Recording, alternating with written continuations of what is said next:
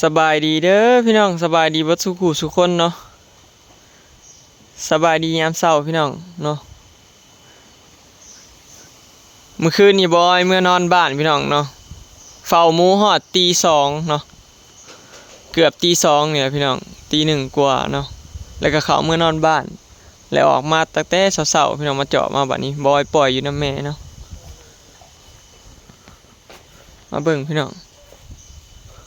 บอยป่าอยู่น้ำแม่เนาะป่าช่วงตีหนึ่งเกือบตีสองนี่แหละหนึ่งตึบเลยหักกระเกลือหมูแล้วพี่น้องปลาอยู่น้ำแม่เพิ่นเบิดคืนใช่ปะบ่กล้าปล่อยตั้งแต่กลางคืนตั้งหักกระปล่อยบางช่วงตีหนึ่งตีสองนี่แหละพี่น้องให้อยู่น้ำแม่ฮอดเช้ามื้อนี้ก็เลยสิว่าสิปะเนาะมาสังเกตเบิ่งหมูบาดเบิ่งแล้วก็บ่ได้มีห้อยเหยียบห้อยหยังบ่ได้มีห้อยทับโล่งแล้วพี่น้องถือว่าน่าสิรอดเบิดอยู่ขนาดนี้เนาะถือว่าเฮาบ่เสียเมื่อยละล่ะเนาะบ่เสียเหนื่อยเฝ้า3คืน เนาะป้าอยู่นำแม่เลยพี่น้องบ้านนี้เนาะปล่อยเพิ่นนอนเลยบ้านนี้ปล่อยอยู่นำแม่เลยบ้านบ่ต้องเฝ้าแล้วพี่น้องเดี๋ยวมื้ออื่นได้4มื้อจังสิฉีดธาตุเหล็กให้เนาะถ้าฉีดธาตุเหล็กนี่ก็อ้วนบุรุยวิลีแล้วแหละพี่น้องเนาะอันนี้บ่อ้วนยังบ่ทันอ้วนย้อนบ่ทันฉีดธาตุเหล็กได้บางคนก็3มื้อฉีดบางคนก็4มื้อบางคนก็ฉีด2เทื่อแล้วแต่บ่มีตายตัวพี่น้องไผมักจังได๋ก็ฉีดเนาะแต่ว่าส่วนตัวบอยนี่ฉีดเทื่อเดียวก็คือว่าพอแล้วเนาะตัวใดฉีดจะจ่อยจังฉีดล้ำก็ได้จังซี่นะลงธาตุเหล็กให้เนาะเบิ่งลูกดีๆเด้อมีตังค์เด้อแล้วก็เกลือหมูแล้วพี่น้องมึงนั่งกันมารวยนะครับผมเบ่งขึ้นอึงลึงเอาไปมาน่ะหมูตัวนั้นได้ลูกเถื่อเดียวน่ะลูกเถื่อที่2กำลังมาน่ะสิใหญ่กว่าหมูตัวนี้พี่น้องเบิ่งสูงกว่าไปมาสิสูงกว่าหมูตัวนี้ต่อไปคือสิใหญ่กว่าหมูตัวนี้พี่น้องเพราะอันแนวมันต่างกันเด้ตัวนั้นน่ะมันก็สิแนวอันยาวแนวใหญ่แนวสูงตัวนี้ก็สิแนวแบบแนวบึกบึนใหญ่ๆแบบกระดูกใหญ่ใช่นะหมูตัวนี้หางใหญ่นี่แหละพี่น้องเนาะโอ้ยโล่งใจฝ้าออกมาเบิ่งหมูแต่เช้าอย่าแม่มันทับถือว่ามันก็เลี้ยงลูกดีเติบเลยพี่น้องมันได้รอบที่3นี่เลี้ยงดีกว่าแต่เก่าเนาะเลี้ยงดูก่อนกลัวรอบนี้ถือว่าสุดยอดเนาะมันแบบลูกบ่มันเขี่ยลูกมันออกเด้เวลามันสินอนมันก็แนวเบิ่งนั่นแนวเบิ่งนี่เผื่อมันสินอนได้พี่น้องบ่ให้สังเกตเมื่อคืนนี่ช่วงดึกๆก็บางเทื่อมันก็ไล่ลูกมันเข้าคอกเห็นไล่ลูกเข้าคอกแล้วก็นอนลงสิมันย่านทับลูกมันเนาะมันเลี้ยงลูกดีกว่าเก่าอยู่เนาะรอบ3นี่ถือว่าผ่านเนาะพี่น้อง หายเหนื่อยเลยแบบนี้เบิ่งพี่น้องมาตะการพรชัยเนาะเนี่ยมาเห็นพรชัยกับพอโลกาพี่น้อง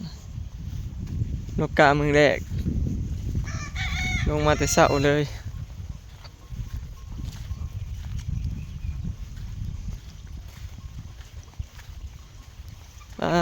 พรชัยโลกามือแรกฝนปล่อยๆเลยเดี๋ยวนี้มื้อนี้ก็ครึ้มฝนอีกแล้วพี่น้องเมื่อคืนนี่ฝนบ่ตกเด้แต่ว่าพอเช้ามาเริ่มปล่อยๆอีกแล้วนี่ลูกชายสิตกอีกแล้วพี่น้องตอนนี้สิฮอด 7:00 นน่ะยังครึ้มพายุเข้าเนาะได้จักมัดแล้วพรชัย หักลงมาพรชัยวะแสดงว่าพอทะเลโลกผู้เดียวตัวเล็กๆผู้ตัวนี้จังหวะแป้นเติร์ดขางบายพี่น้องเดี๋ยวสิพาเขาไปเบิ่งกาพรชัยเนาะว่าเป็นอะไรงามบ่เบิ่งกาพรชัยพี่น้องตกตำลังพอเฒ่าเลิ่นฮอดบ่ทิศพอเฒ่า เข้าตะกร้าเจ้านี่ตกตำลังบ่ทะเลินฮอดถิดเยอะ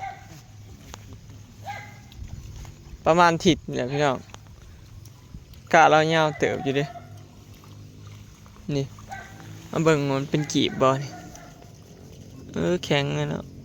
พอดีดำอยู่พอดีดำพี่น้องเนาะแข็งอยู่ได้สำนี้แล้วพอดีดำ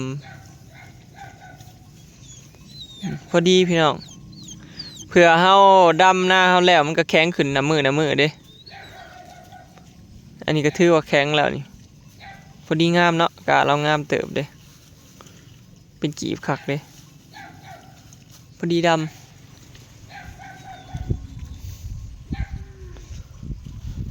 มึงตะกะเราสำกันเบิดเลยแต่ละไห้ยังงัวกินบ่นี่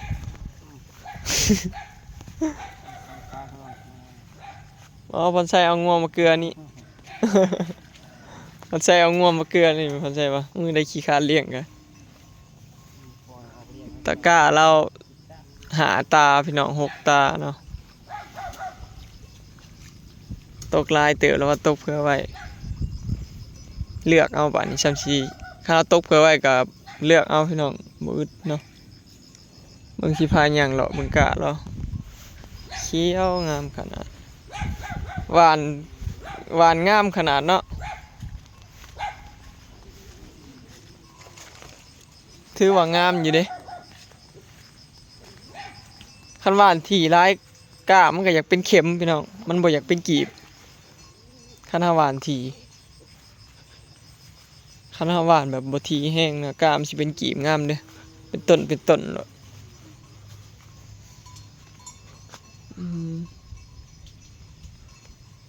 เราหวานเบิดสุตาเลยพี่น้องเผื่อเลือกแล้วว่าปีนี้หน้าหวานเท่าไหร่กับลงไปชูดนี่แหละพี่น้องฮอดพุ่นฮอดกกอันกระเดาเนาะต่อหน้าเฮาพุ่นละเริ่มลกกามือแรกพี่น้องครูแฝดข้างงัวกินไปเลยให้กันลกกะเลยพี่น้องเมื่อวานนี้พอทะเลินเนาะมื้อนี้ครูแฝดลงมือเรียบร้อยมือได้ดำมือฮื้อบ่พะเนาะลกมือนี้มืออื่นดำเลย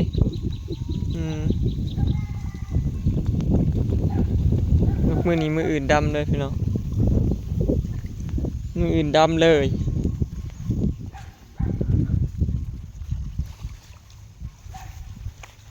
สู้ๆพันชัยสิมานั่งให้กำลังใจดอก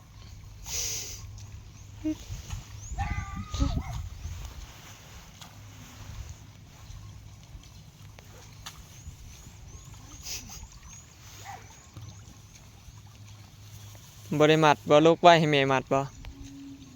พันชัยช่วงเสาร์บรรยากาศดีพี่น้องคืนฝนนั่นนี่แหละเนาะมันจังบรรยากาศดีโลกาจังมวนบ่ฮ้อนแดดมันจังบ่ฮ้อนเนาะแบบมันบ่มีเมื่อยได้แบบนี้ตอนคืนฝนนั่นนี่นะ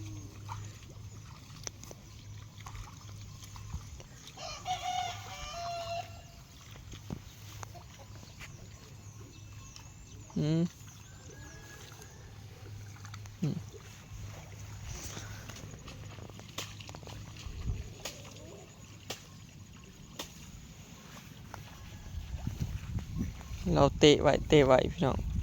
เลี้ยงไว้ถ้าเลี้ยงแบบนี้น้ำมัดง่ายเด้เฮ็ดเป็นกำเขินเนาะ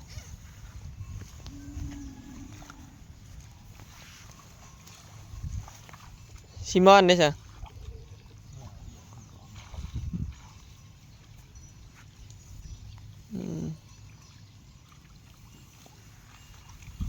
ใครดอกปีนี้บ่ได้เฮ็ดหน้าร้ายทงพี่น้อง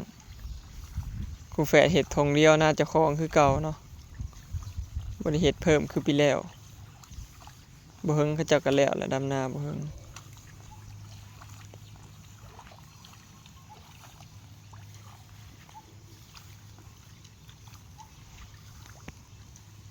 พูนผู้บ่าวมาแล้วบ่าวมอดมาแล้วเอาหาทางเขาบ่พอมา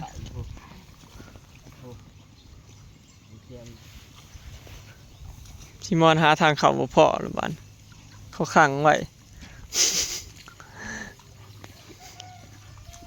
ชิมอนลงมาแล้วพี่น้องแม่สงสัยเหตุกับเขาลงมาให้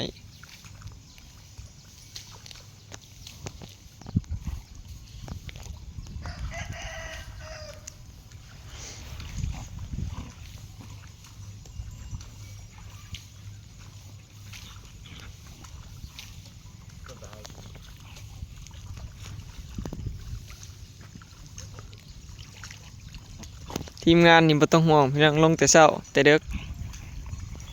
พอทะเลเราแห้งลงมาตั้งแต่ประธานแจ้งผู้ใดตื่นช่วยนี่แนมมานี่เอาไปมาแล้วแบบว่าโบหู้เมื่อเราได้พี่น้องเราลงแต่เด็กไก่คันกกเหมือนเราลงมาแล้วผู้ใดตื่นช่วยแนมมานี่เอาเราสิแล้วก่อนแหละเราใส่ลงแต่เด็กขึ้นแต่เช้าเอาพี่น้องมันจังบ่แดดบ่ร้อน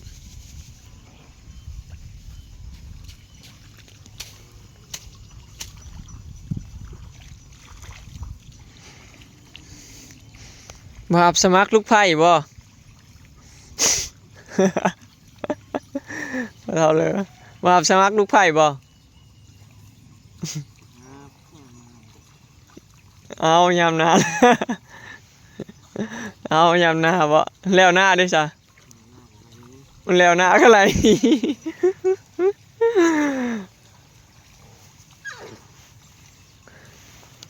ซิมอนหาผู้สาวมาซอยหน่อยแม่ซิมอนไปไหนยินข่าวอกหักบ่ มันใส่หัวบ่มันใส่แม่นเยอะถ้าฝ่าหมูเมื่อคืนนี้ยินข่าวซิมอนอกหักบ่เจ้าได้สักคือบ่เอาผู้สาวมาซอยแหน่ฮะ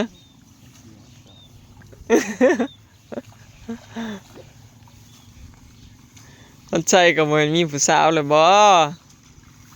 มันมีผู้สาวก็ให้ผู้สาวมาซอยติแล้วหน้าก็จังป้า คันสิป้าก็อย่าป้าได้ยามทุกข์ยามยากยามเกี่ยวข้าวก็หามาอีกคันผู้ใดสิแบบขี้คร้านก็มื้อนี้ก็ผู้หนึงมื้ออื่นก็ผู้หนึงจังซี่นะเกี่ยวข้าวก็ผู้สมมุติว่าผู้นี้บ่มาก็เอิ้นอีกผู้หนึงจังซี่เพิ่นใส่ความหล่อให้เป็นประโยชน์เขาเอิ้นบ่ทันได้เมียอยากเฮ็ดหยังก็เฮ็ดโลดแล้วอยากครบ2ครบ3ก็ครบไปโลดคันได้เมียแล้วก็เซาเนาะเฮาโสดเฮาอยากจีบไผก็ได้จีบได้หลายบัดนี้ถูกใจเลือกเอาบัด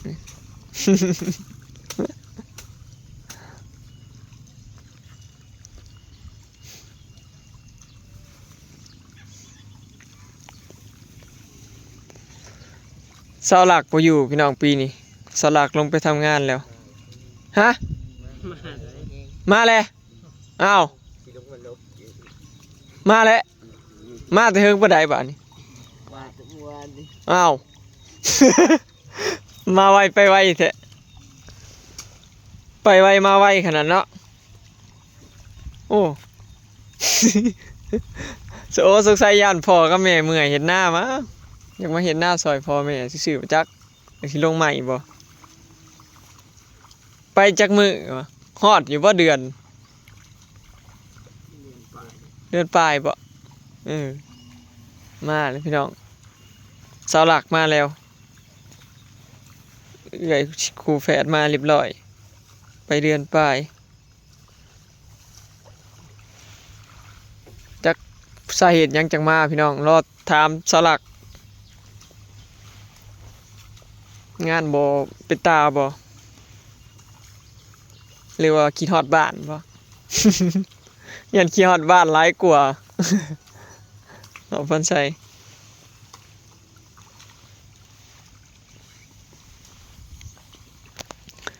นี่แหละพี่น้องเนาะมื้อนี้ครูแฝดโลกามื้อแรกเนาะมื้ออื่นดำพอดีพร้อมกับพะเฒ่าเลินเลยมื้ออื่นพะเฒ่าเลินก็ดำคือกันพี่น้องพะเฒ่าเลินเราโลกา2มื้อให้มันได้หลายๆแล้วเราจังดำบาดเดียวจำบ่ยากโอ้ย เลยตึ้ง นิสัยผู้มาแต่กรุงเทพนะ ว่าถึงเทเขาอยู่นี่แหละ สบายดี มาหลาดกินขนมด้วยนี่ มาดำน้าแล้ว อ้าว เราคือกันอีกแล้วเวลากินขนม หาขนมมาได้ก่อน ขนมบ่ได้จักก่อน ไปไวมาไวขนาดเว้ย มาดำน้า มาดำนาบ่ ไปไหม เออ เดี๋ยวแกปากซอยนั่นแหละ สรุปมาดำนาบ่ แม่นมาดำน้า เออย่านแม่เมื่อยก็เลยมาดำนา จักหน่อยแม่ประกวดอยากดูอยู่จักหน่อยหันดิ อืม พอเลยนะลูกเป็น บ่แม่นอันแม่โทรนำบ่หลักแม่บ่ได้โทรนำให้ลูกขึ้นมาดำนาแต่ว่า เลิกกิน ลงไปห้องบ่โทรหาแม่ เออเฮ็ดงานได้อยู่บ่2เดือน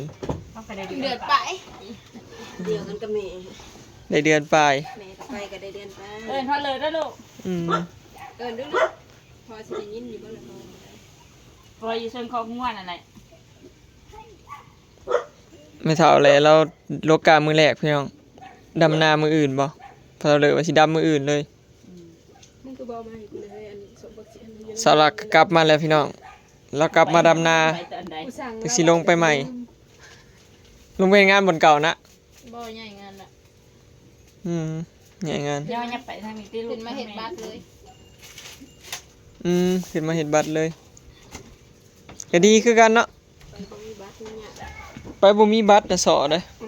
เฮาบ่มีสิทธิ์เลือกงานไหม ขนาดคอยผู้มีบัตรยังครบขึ้นมาต่อมอเขา อู้กระตุก เพราะว่าเฮาบ่มีสิทธิ์เลือกงานหันนะคันว่า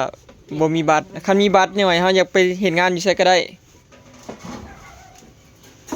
บ่อนใดบ่คักกับออก เมื่อนี้เขาเจ้าก็หาคนเฮ็ดบัตรกะเพื่อความง่ายของเขาเจ้าเนาะเขาเจ้าเรียนมัน แม่นอยู่ กิน ข่า ข้าว ว พี่น้อง กระตุกน้อยโพดก็เลยเตียน ไม่เท่าไหร่ได้เสี่ยวมาซอยอีกพี่น้องใครดอกบ่อึดเสี่ยวซอย เจ้าบ่มาช่วยก็บ่สักคนสิจ้าง โอ้ยมาแล้วเนาะว่างซะก่อนเบิ่งคุ้มตานี่